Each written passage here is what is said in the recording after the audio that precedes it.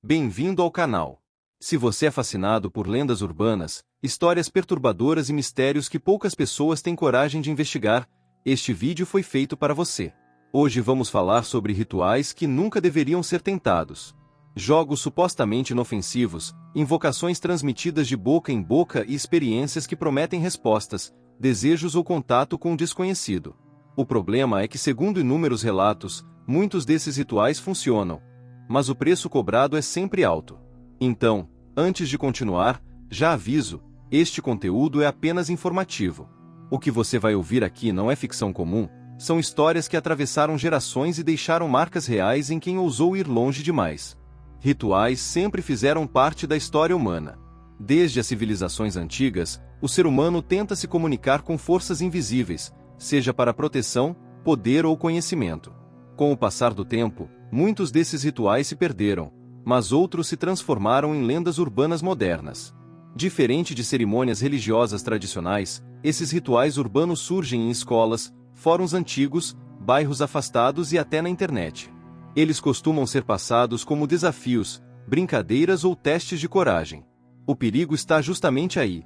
Quando algo sério é tratado como jogo, as consequências costumam ser ignoradas. Um padrão comum nessas lendas é a presença de regras rígidas.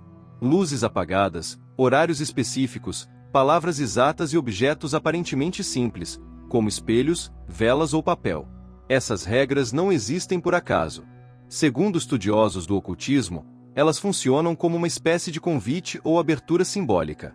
Quebrar uma regra pode ser perigoso, mas segui-las até o fim pode ser ainda pior. Muitos relatos afirmam que, uma vez iniciado, o ritual não pode simplesmente ser interrompido sem consequências.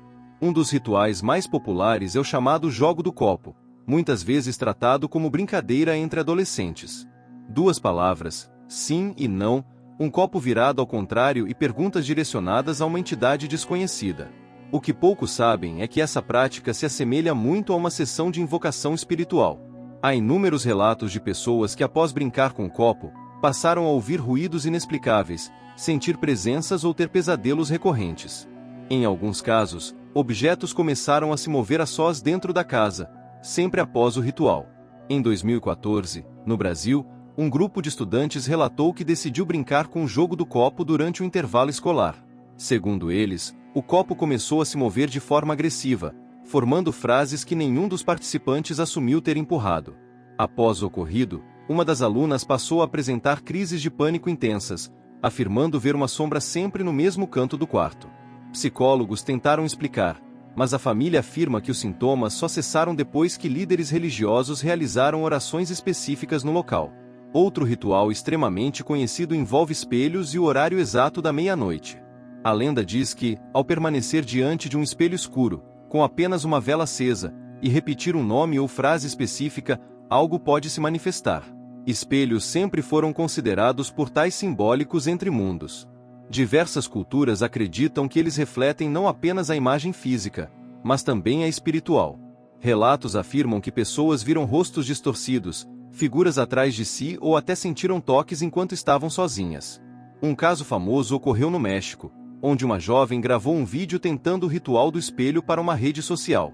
Durante a gravação, ela começa a rir nervosamente e afirma ver algo que a câmera não captava. Segundos depois, a vela se apaga sozinha e o vídeo é interrompido. Dias depois, a jovem relatou insônia severa, sensação constante de estar sendo observada e recusou-se a dormir em seu quarto novamente. O vídeo original foi apagado, mas cópias ainda circulam em fóruns obscuros. Entre os rituais mais perigosos está o chamado jogo da meia-noite. Ele exige que a pessoa invoque uma entidade conhecida como o Homem da Meia-Noite, e passe uma hora inteira vagando pela casa no escuro, seguindo regras específicas para não ser alcançada. A lenda afirma que quem falha pode sofrer alucinações, traumas psicológicos profundos ou algo ainda pior. Muitos acreditam que esse ritual não provoca apenas medo, mas abre espaço para algo acompanhar o participante mesmo após o término. Existem inúmeros relatos em fóruns antigos de pessoas que afirmam ter sobrevivido ao jogo da meia-noite, mas nunca mais foram as mesmas. Sensação de presença constante, sombras no canto da visão, aparelhos eletrônicos falhando e sonhos recorrentes com a mesma figura. Alguns afirmam que, mesmo mudando de casa, a sensação permanece. Isso levanta uma questão perturbadora. Será que alguns rituais não terminam quando achamos que terminaram? Muitos desses rituais são tentadores porque prometem respostas. Perguntas sobre o futuro, mensagens de entes falecidos ou provas de que o sobrenatural existe. O perigo está na falta de controle. Diferente de histórias de terror, a vida real não oferece um botão de pausa. Quando algo é invocado, não há garantia de que irá embora. E segundo ocultistas, entidades raramente aparecem da forma que esperamos. Um dos pontos mais ignorados quando se fala desses rituais é o que acontece depois que tudo aparentemente acaba.